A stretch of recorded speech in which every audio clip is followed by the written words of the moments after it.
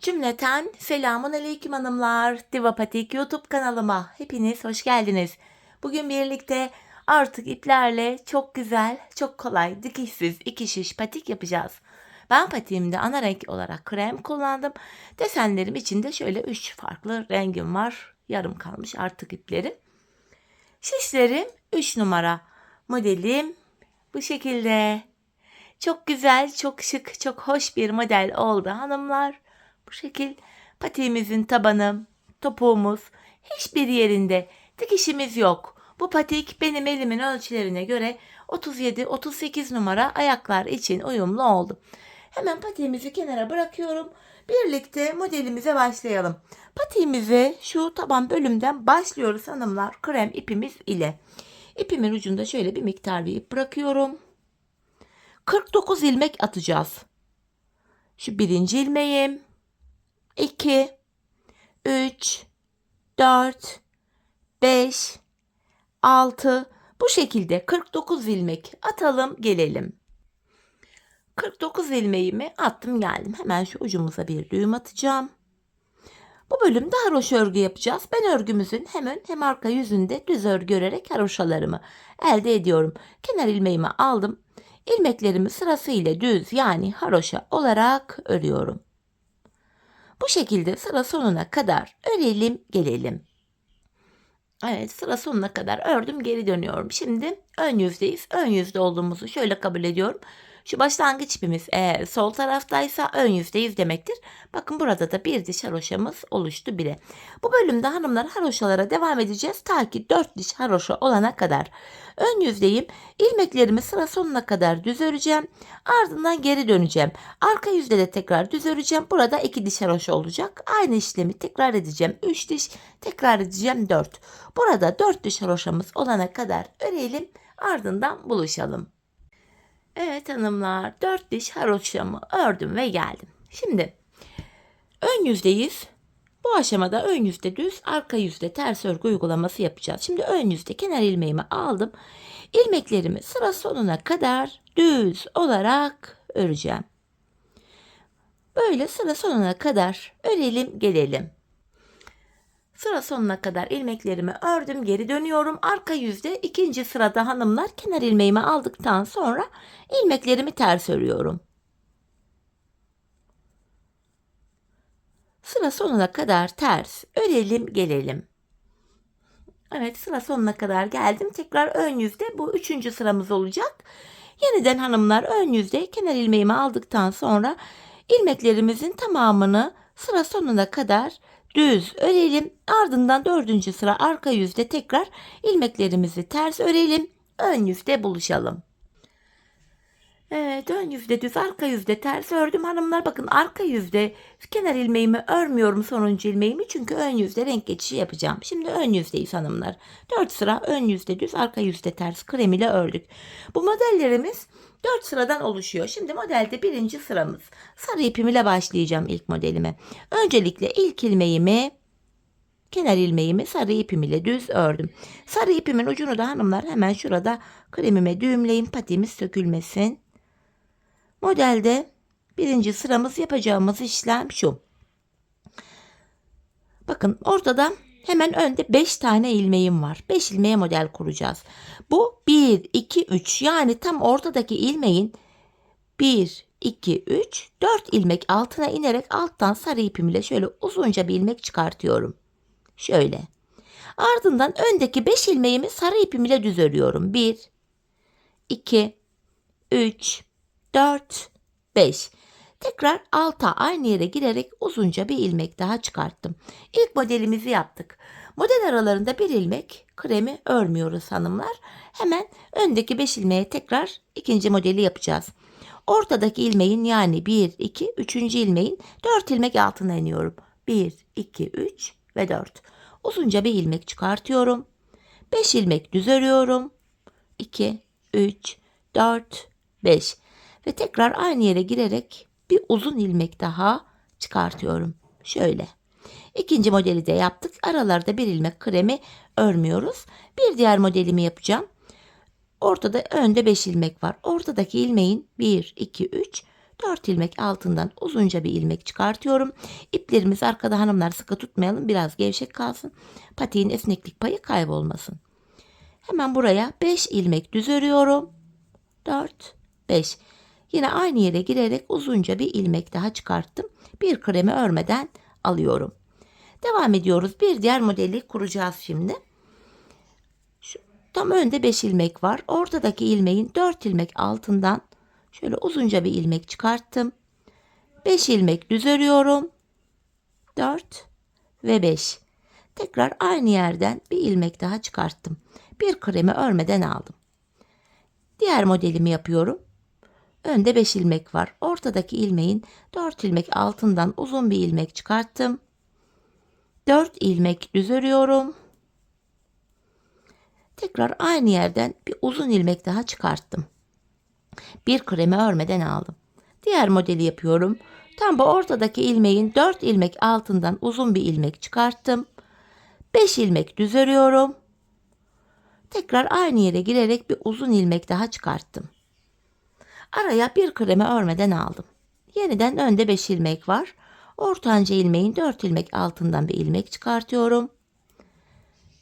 5 ilmek düz ördükten sonra tekrar aynı yerden bir ilmek daha şöyle uzatıp çıkarttım. Bir kremi örmeden aldım. Son kez modeli yapacağız. Bu ortadaki ilmeğimin 4 ilmek altından şöyle uzun bir ilmek çıkarttım. 5 ilmek düz örüyorum. Ve tekrar aynı yere girerek uzunca bir ilmek daha çıkarttım. Son bir kenar ilmeğimi de düz ördüm.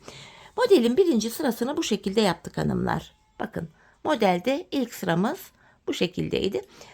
Şu anda şekil pek bir şeye benzemiyor ama ördükçe zaten desen kendini gösterecek. Şimdi geri dönüyoruz. Arka yüzdeyiz hanımlar. Modelimizde ikinci sıramız. Bu sıramızda kenar ilmeğimi örmeden alıyorum. Arka yüzde alttan çıkarttığımız bu uzun ilmekleri tekrar örmeden alıyoruz.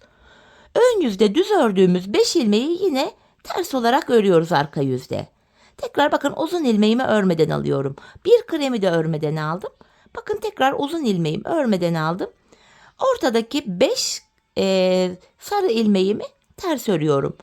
Uzun ilmekleri ve bu kremleri örmeden sağ şişimize alıyoruz. Sadece bu 5'er sarı ilmeği ters örüyoruz arka yüzde. Bu şekilde arka yüzde modelin ikinci sırasını oluşturuyoruz.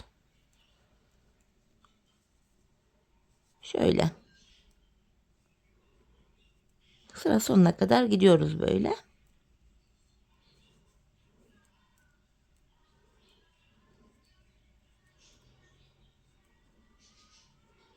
Yine bakın, uzun ilmeğimi örmüyorum. Krem ilmeğimi de örmedim. Tekrar sarıyı yine örmüyorum. Alttan çıkarttığım uzun sarı ilmeği.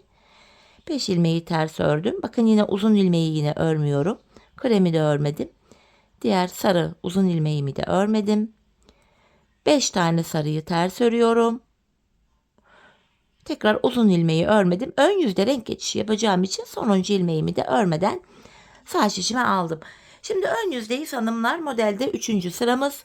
Bu sıramızda renk geçişi olduğu için kenar ilmeğimi düz ördüm. Şimdi bakın, burada bir uzun ilmek var, bir de bir düz ilmek var. Uzun ilmeği düz ilmeğin önünden atlatıp burada bıraktım. Bu ilmeğimi krem ipimle örüyorum. Tekrar ilmek sayımız eskiye döndü. Şimdi sarı ipimi aldım. Bu defa ortaya 3 ilmek sarı örüyorum. Tekrardan bakın, burada bir uzun ilmek ve 5. ilmeğimiz var. Bu uzun ilmeği de alıyorum. 5. ilmeğin üstünden atlatıp arkada bıraktım. Bunu krem ile örüyorum. Ortadakini de krem ile ördüm. Tekrardan bakın, uzun ilmeği bu ilk ilmeğin üstünden atlatıp arkada bırakıyorum. Bunu da krem örüyorum. Bu sıramız 3 sarı 3 krem olarak devam edecek. Sarı ipimi aldım. 3 ilmek sarı örüyorum. Ardından bakın, şu uzun ilmeği 5. ilmeğin üstünden atlatıp arkada bırakıyorum. Buraya 1, 2, 3. kremimi öreceğim şimdi. Öncelikle uzun ilmeği bu düz ilmeğin üstünden atlattım. Bunu da krem ile ördüm. Bakın, modelde 3. sıramız, şeklimiz bu. Devam ediyorum. 3 ilmek sarı öreceğim. 1, 2, 3. Tekrardan şu uzun ilmeği 5. ilmeğin üstünden atlatıp arkada bırakıyorum. Bunu krem ile ördüm. 2. kremimi ördüm. Ardından şu uzun ilmeği düz ilmeğin üstünden atlattım. Onu da krem ile ördüm. Ortada 3 tane sarım var. 1, 2, 3. Yeniden bakın şu düz ilmeği 5. ilmeğin üstünden atlatıp arkada bırakıyorum. Bunu krem ile ördüm. Krem ilmeği de krem ipim ile ördükten sonra uzun ilmeği düz ilmeğin üstünden atlatıp bunu da krem ile örüyorum. Hemen buraya 3 ilmek sarı örüyorum. Tekrardan uzun ilmeğim var. Bu 5. ilmeğin üstünden atlatıp arkada bıraktım. Bu ilmeğimi krem ile örüyorum. Kremi de krem ile ördüm. Tekrar bu diğer uzun ilmeği de düz ilmeğin üstünden atlatıp krem ile örüyorum. Bakın şeklimiz şu. Şimdi ortaya yine 3 ilmek sarı öreceğim. 1, 2, 3. Yeniden bakın bu 5. ilmeğim burada. Uzun ilmeği aldım. 5. ilmeğin üstünden atlattım. Bunları krem ile örüyorum. Yine bakın uzun ilmeği atlattım. Bunu da krem ile ördüm. 3 ilmek sarı. 1, 2, 3. Yeniden şu uzun ilmeğim var. Bir de düz ilmeğim var. Şu uzun ilmeği düz ilmeğin üstünden atlatıyorum. Krem ile 3 ilmek örüyorum. Bakın şunu da atlattım. 3. 3 tane sarı öreceğim şimdi. 1, 2, 3. Tekrardan bakın uzun ilmeğim var. Bu 5. düz ilmeğin üstünden atlatıyorum. Krem ile ördüm. Kenar ilmeğimi de krem ile örüyorum. Bakın hanımlar 3. sıramızı bu şekilde tamamlamış olduk.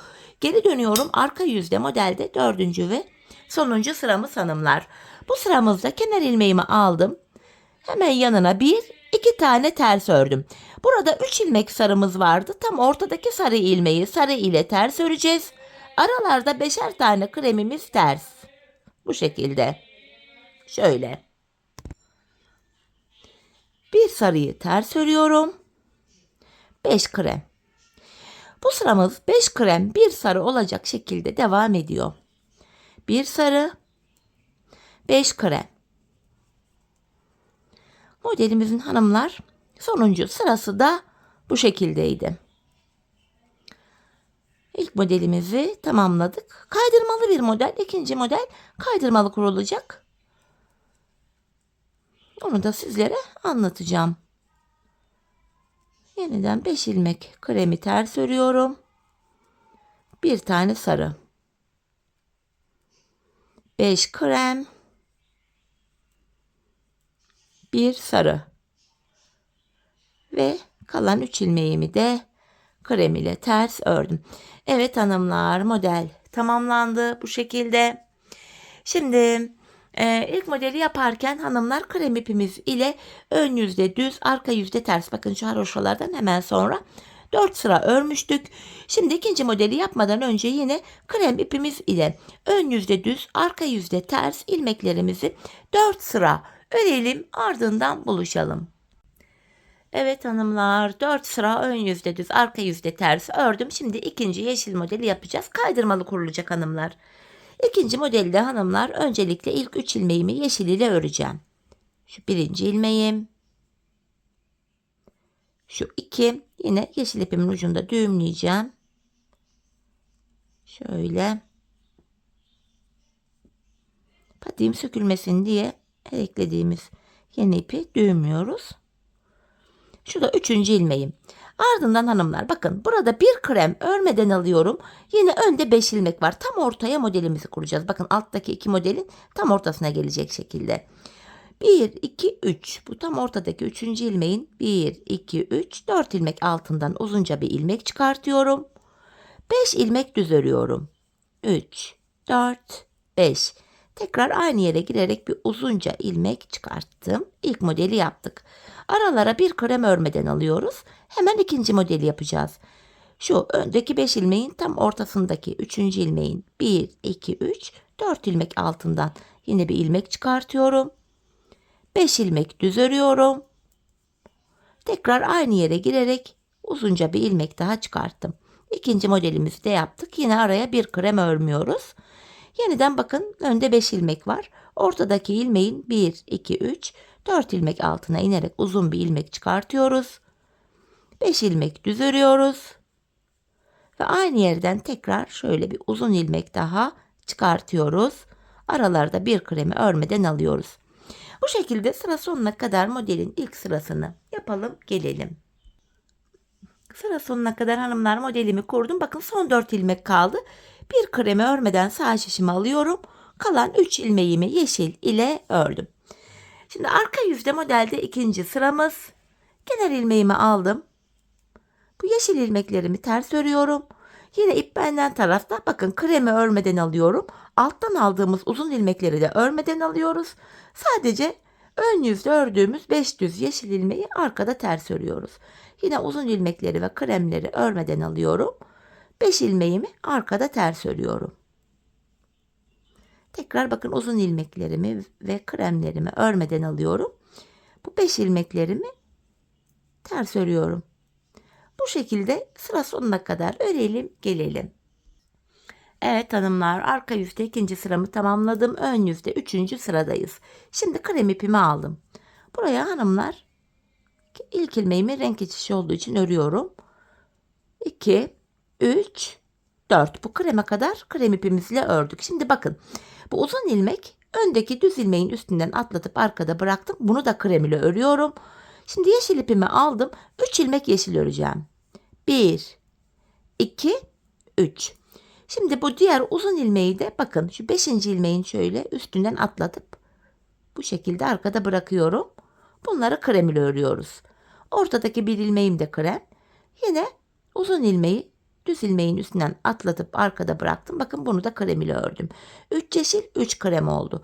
Tekrardan 3 ilmek yeşil örüyorum. Yeniden bu uzun ilmeğimi bu 5. ilmeğin üstünden şöyle atlatıp arkada bırakıyorum. Bunu da düz ördüm. Kremlerimi yine krem ipimle düz örüyorum. Modelimizin hanımlar ön yüzde 3. sırası da bu şekilde devam ediyor. Sıra sonuna kadar tamamlayalım gelelim. Sıra sonuna kadar modelimi tamamladım geldim hanımlar. Şimdi arka yüzde modelde 4. ve sonuncu sıramız. Kenar ilmeğimi alıyorum. 2. 3, 4, 5 ve bu yeşili de krem ile örüyorum 6. Tam ortada 3 tane yeşil var. Tam ortadaki bir yeşil ilmeği yeşil ipimizle ters örüyoruz. 5 krem, bir yeşil devam ediyor. Bakın 5 krem, bir yeşil. 5 krem, bir tane yeşil. Sıra sonuna kadar tamamlayıp gelelim. Evet, sıra sonuna kadar ördüm hanımlar. Bakın ikinci modelimizi de tamamladık. Şöyle. Şimdi yine 4 sıra ön yüzde düz, arka yüzde ters krem ipimizle örüp ardından 3. modeli yapacağız. Bakın. 3. modeli ben bir diğer rengim tarçın ile yaptım. 4 sıra krem ile ördükten sonra 3. modeli aynen 1. modeli nasıl yaptıysak aynı şekilde aynı sayılarla yapılacak hanımlar. Yani bu aşamada 3. modelde kafanız karışacak olursa videoyu geri alarak 1. modelin bu sıralamalarını takip ederek 3. modeli de rahatlıkla yapabilirsiniz. Aynı model, tek farkı rengi. Bu şekilde bu 3. modelimizi de bakın 4 sıra ördükten sonra krem ile bu 4 sıradan oluşan 3. modelimizi de tamamlayalım. Ardından krem ile 4 sıra örmeyelim. Hemen gelelim. Sonrasında birlikte devam edeceğiz. Evet hanımlar, 3. modelimi de bu şekilde tamamladım ve geldim. Artık modelimiz bitti. Patiğimizin şu bilek bölümündeki haroşalarımızı öreceğiz şimdi. Tamamen haroşaya geçiyoruz. Şu anda ön yüzdeyim. İlmeklerimizin tamamını hanımlar sıra sonuna kadar düz olarak öreceğiz. Ardından tekrar geri döneceğiz. Arka yüzde de düz öreceğiz. Bir diş haroşa olacak. Aynı işlemi tekrar edeceğiz. 2 diş haroşa olacak. Tekrar edeceğiz. 3. Yeniden yapacağız 4. Yani patiğimizin başlangıcında şu alt bölüme 4 diş haroşa yapmıştık. Bu üst bölüme de yine 4 diş haroşamızı yapacağız. Bu şekilde bakın en son şu tarçın rengi ipimi burada kesmiştim. Hemen şu ipimin ucunu düğümleyeceğim hanımlar. Bu şekilde bu bölüme 4 diş haroşamızı öreceğiz. Şimdi ön yüzdeyi sıra sonuna kadar örelim. Arka yüzde yine düz örelim.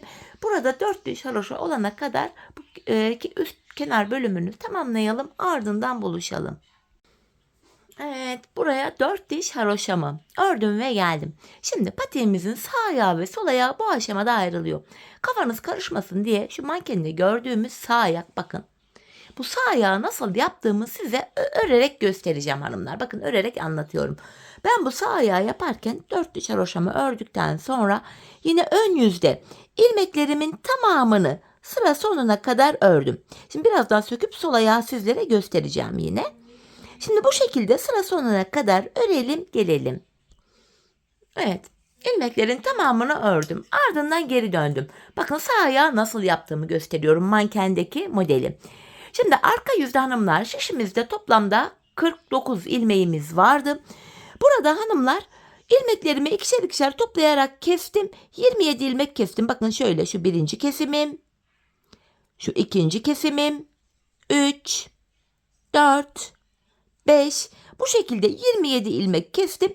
Bu kenarda 22 ilmek kaldı. Kalan 22 ilmekle de bakın şu haroşalı bölümü yaptım. Sağ ayak bu şekilde yapılıyor. 22 ilmek ile kalan haroşalar örülüyor. Yani bu sağ ayak. Sağ ayağın iç tarafı, bakın şu iç bölümü, şu bölümü sağ tarafta kalıyor bu şekilde. Hanımlar, ben size şimdi sol ayağı da göstereceğim. Birlikte devam edeceğiz zaten. Sağ ayağını yapmıştım. Sol ayağını da öreceğiz. Şöyle bakın, buradaki ilmeklerimi öncelikle açıyorum. Sol ayağı yapacağız çünkü. Şöyle ördüğümüz ilmekleri bu defa hanımlar tamamen sıra sonuna kadar açacağız. Sol ayakta ilmeklerin tamamını açmamız gerekiyor. 4 diş haroşadan hemen sonra kesimlerimizi yapacağız çünkü. Hemen bu ilmeklerimi tekrar şu başa kadar açıp geliyorum. Evet, bakın hanımlar, ilmeklerimi açtım. Sol ayağı yaparken de 4 diş haroşamız hemen bittikten sonra ilk 27 ilmeği keseceğiz. Sağ ayakta hepsini örüp arka yüzde ilk 27'yi kesiyorduk. Sol ayakta hemen 4 diş haroşadan sonra ön yüzde ilk 27 ilmeği keseceğiz. Şu birinci kesimim, şu ikinci kesimim, 3, 4, 5, 6, 7, 8, şu 9. kesimim, 10, şu 11, 12, 13, şu 14, 15, 16, 17, 18, 19, 20, 21, 21 ilmek kesik devam ediyorum. Şu 22. ilmeğim, 23, 24,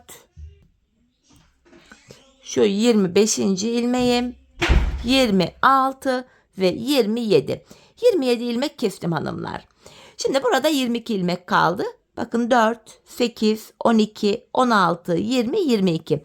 Sol patiğin bu iç tarafı da sol tarafta oluyor hanımlar. Sağ patiğin şu haroşol tarafı sağda, sol patiğinki de solda.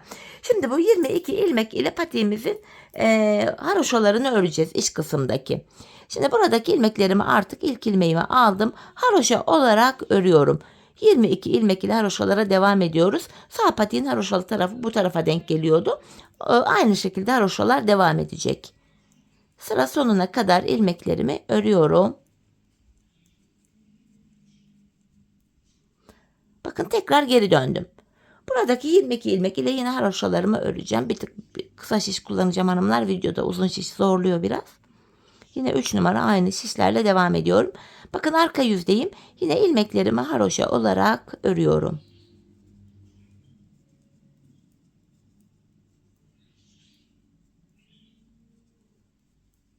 Sonuncuyu da ördüm. Şöyle baktığımızda hanımlar, burada şu ilk baştan itibaren hesaplıyoruz. 1, 2, 3, 4, 5 diş haroşamız oldu. Patiğimizin bu iç bölümünü hanımlar toplamda 24 diş, yani 24 sıra haroşa örmüştüm. Sağ patikte sol patikte fark etmiyor. Her ikisine de toplamda şu başlangıç modelden sonraki haroşadan itibaren toplam 24 sıra haroşa örmemiz gerekiyor. Şimdi ben bu 24 sıra haroşamı tamamlayıp ardından geliyorum. Evet hanımlar, 24 diş haroşamı ördüm ve geldim. Şimdi burada bu ilmeklerimizi keseceğiz. Diğer bu hanımlar, şu sağ patiği yaparken yine 24 diş haroşa olduktan sonra ön yüzde ilmekler kesiliyor. Burada çok sıkı bir kesim yapmayalım. Biraz gevşek bir kesim yapalım. Çünkü patiğimizin arka topuk bölümünü örerken bu kesim yaptığımız kenar ilmek yerlerinden ilmekler çıkartacağız. İlmekleri kolay çıkartabilmek adına gevşek kesim yapmamızda fayda var. Bu şekilde ilmeklerimin tamamını kesiyorum. Ardından patiğimizin taban bölümüne geçeceğiz hanımlar. Şöyle. Son bir ilmek kaldı. Bunu da kestim. Bu elimdeki sol ayaktı. Bakın sol ayakta şöyle. Bu haroşalı taraf sol tarafta, sağ ayakta da haroşalı taraf sağ tarafta. Siz bu sağ patiği yaparken burada ipi keseceksiniz hanımlar. Şu haroşalardan sonra, kesimden sonra ipi kesip buradan ekliyorsunuz. Çünkü bu patikte de öyle yaptım. Ama sol ayakta bakın haroşalı taraf bu tarafta olduğu için ipi kesmeme gerek yok. Şu kenarlardan başlayarak şuradan ilmekler çıkartacağız hanımlar. Bakın V şeklinde koyuyoruz. Bu sol kenardan başlayarak ilmekler çıkartacağız patiğimizde. Öncelikle bu aşamada bir tık daha uzun şiş kullanacağım taban için. Dileyen misinalı şiş de kullanabilir.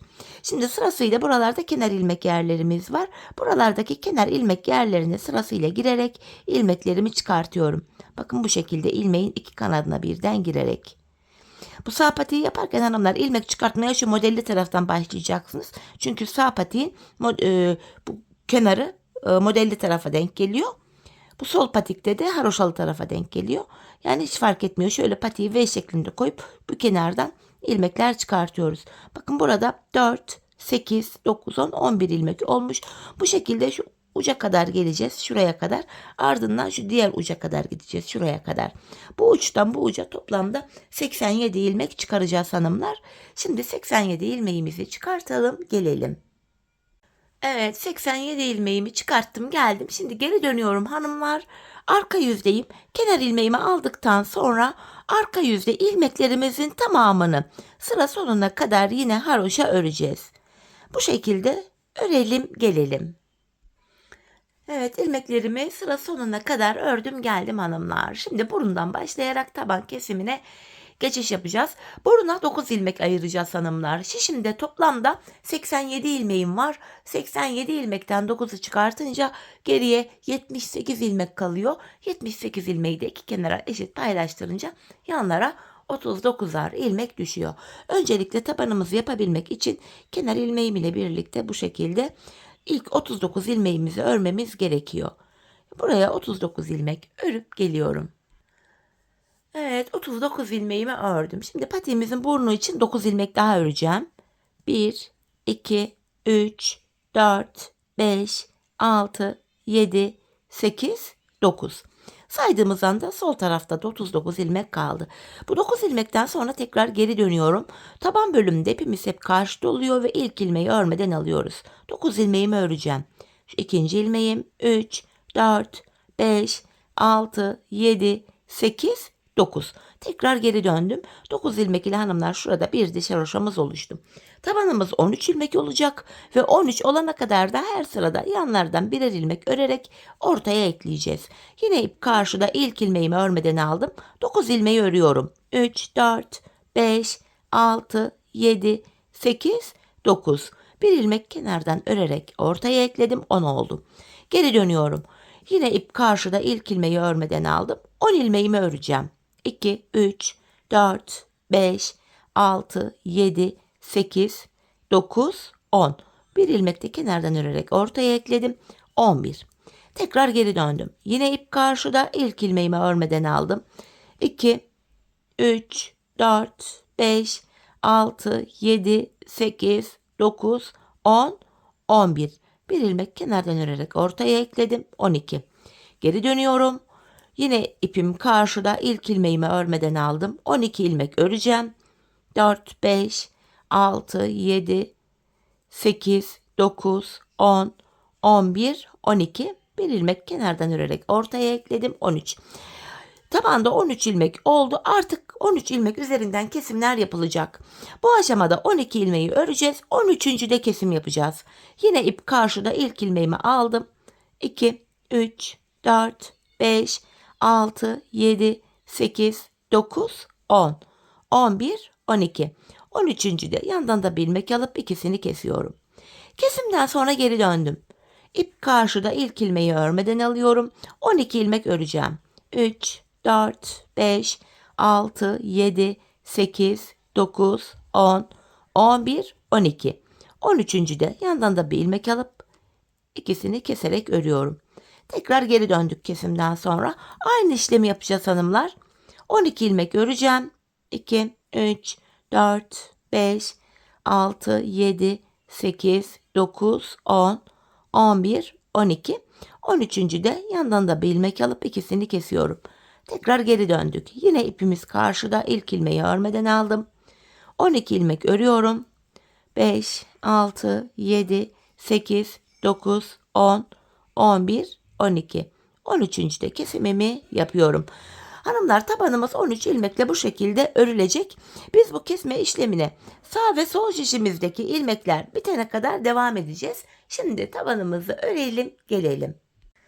Evet hanımlar, patiğimizin tabanını ördüm ve geldim. Şişimde sadece tabanda kullandığım 13 ilmek kaldı. Şimdi bu 13 ilmek ile patiğimizin şu arka bölümünü, topuk bölümünü öreceğiz. Yine haroşaya devam ediyorum. İpim karşıda, ilk ilmeğimi örmeden aldım. Son 2 ilmek kalana kadar ilmeklerimi örüyorum. Son 2 ilmeğimi kestim. Şişimde 12 ilmek kaldı. Bu aşamada bakın hemen şuralarda kenar ilmek yerleri var. İlk kenar ilmek yerine ilmeğin iki kanadına birden girerek ilmek çıkarttım. Tekrar 13 ilmeğim oldu. Bu şekilde hem patiğimizin arkasını örmüş oluyoruz hem de arka bölüm şu kenarlara eklenmiş oluyor. İlmek çıkarttıktan sonra geri döndüm. Yine ipim karşıda, ilk ilmeği örmeden aldım. Tekrardan son 2 ilmek kalana kadar ilmeklerimi örüyorum. Yine son 2 ilmeğimi kestim. Geri dönüyorum. Sağ kenarda ön yüzde ilmek çıkaracağım. Hemen şu kenardaki ilk kenar ilmek yerine, yani şuraya şöyle girerek hemen şurası. Buradan da ilmek çıkartıyorum. Tekrar hanımlar 13 ilmeğimiz oluyor burada. Şöyle. Patiğimizin arkasında yapacağımız işlem bu. Son 2 ilmek kalana kadar örüyoruz. Son 2 ilmeği kesiyoruz. Ve sıradaki kenar ilmek yerinden ilmek çıkartıyoruz. Bakın tekrar son 2 ilmeğimi kestim. Bir sonraki kenar ilmek yerinden ilmeğimi çıkarttım. Yine geri dönüyorum. İlk ilmeğimi aldım. Aynı işlemi yapacağım. Son 2 ilmek kalana kadar örüyorum. Bakın son 2 ilmeğimi kestim. Geri dönüyorum. Hemen burada da bir sonraki kenar ilmek yerine girerek ilmeğimi çıkarttım. Patiğimizin arkası böyle yapılacak. Biz bu işleme şu uçlara gelene kadar, yani son kenar ilmek yerlerine gelene kadar devam edeceğiz. Şimdi hep birlikte topuğumuzu örelim, gelelim. Evet hanımlar, şu uçlara gelene kadar patiğimizin topuğunu ördüm, geldim. Artık ilmeklerimi keseceğim. İkişer ikişer toplayarak kesme işlemini gerçekleştiriyorum.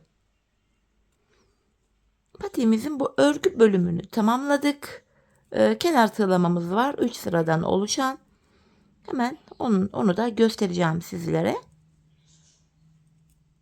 Bakın son bir ilmek kaldı. Bunu da kesiyorum. Bu kenarda şöyle tümsek bir görüntü oluşmasın diye şöyle tığım ile şu kenara, şu dibine batarak hanımlar burayı düzlüyorum. 2 de zincir çektim ve ipimi kesiyorum. Hemen ipimizin ucunu gizleyeceğim. Bakın şu arka ilmek aralarına girerek şöyle tekrar zincir tekniğiyle düğümlüyorum, sıkıyorum burayı. Daha sağlam oluyor hanımlar. Sonradan sökülüp açılma olmuyor bu şekilde. Evet. Şimdi patiğimiz bu şekilde. Bakın kenar tığlamalarımız var. Şöyle. İlk sırasında yeşil ipimi kullandım. Öncelikle hemen yeşil ipimi alıyorum. Şöyle bir zincir oluşturuyorum yeşil ipim ile. Şimdi topuğumuzu bitirdiğimiz yerden itibaren, hemen şuradan itibaren yeşil ilmeğimi buraya sabitledim. Şöyle yapıyorum hanımlar. İpimi tığıma doluyorum. Hemen öndeki kenar ilmek yerine ilmeğin iki kanadına birden batarak ilmek çıkartıp tığımdaki 3 ilmeği topluyorum. Yine ipimi tığıma doladım. Kenar ilmek yerine batarak ilmek çıkartıp tığımdaki 3 ilmeği topluyorum. Sık iğne tekniği ile kenar tığlamamızın ilk sırasını bu şekilde yapıyoruz.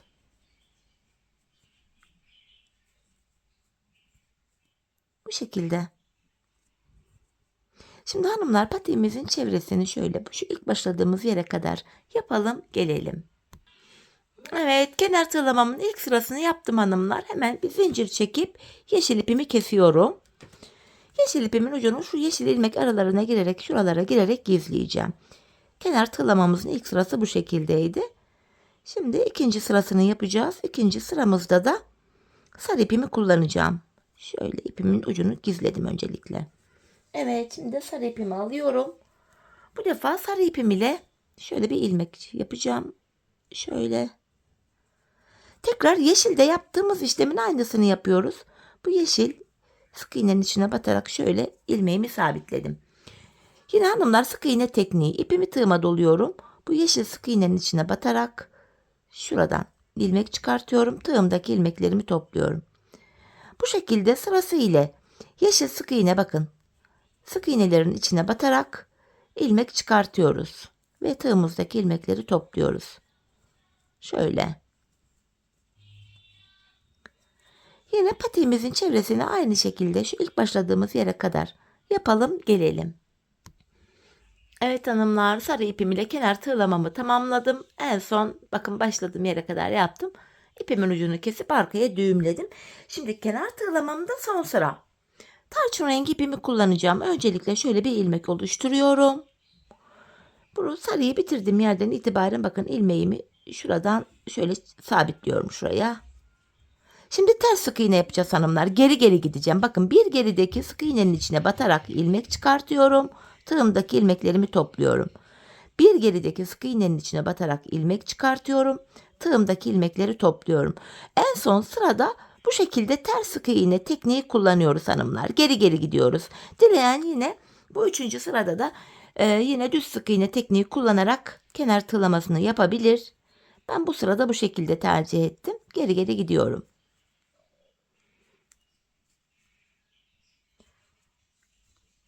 Evet, şeklimiz şu. Bu şekilde hanımlar patiğimizin çevresini tekrar dolanalım, gelelim. Evet hanımlar, tarçın rengi ipim ile kenar tığlamamın 3. sırasını da tamamladım. İpimin ucunu kesip arkaya gizledim. Evet, patiğimizi tamamladık. Görüntümüz şu. Hemen makineye giydireyim birlikte. Modelimizin ayaktaki duruşuna da bakalım. Çok güzel, çok şık, hoş bir model oldu hanımlar. Elinizdeki artık iplerinizi de değerlendirebilmek adına gayet hoş bir fikir oldu diye düşünüyorum. Ben çok beğenerek, çok severek yaptım modeli. Umarım sizler de benimle birlikte beğenerek, severek yaparsınız. Yapacak olanlara da şimdiden kolay gelsin diyorum. İşte patiğimizin ayaktaki duruşu da bu şekilde. Şöyle iç tarafı, topuğumuz, tabanımız dikişsiz olması itibariyle de oldukça rahat, ayağı rahatsız etmiyor, kullanışlı. Evet hanımlar, bugünlük de benden bu kadar. Yeni modellerde, yeni videolarda buluşmak dileğiyle. Şimdilik hoşça kalın, sağlıcakla kalın.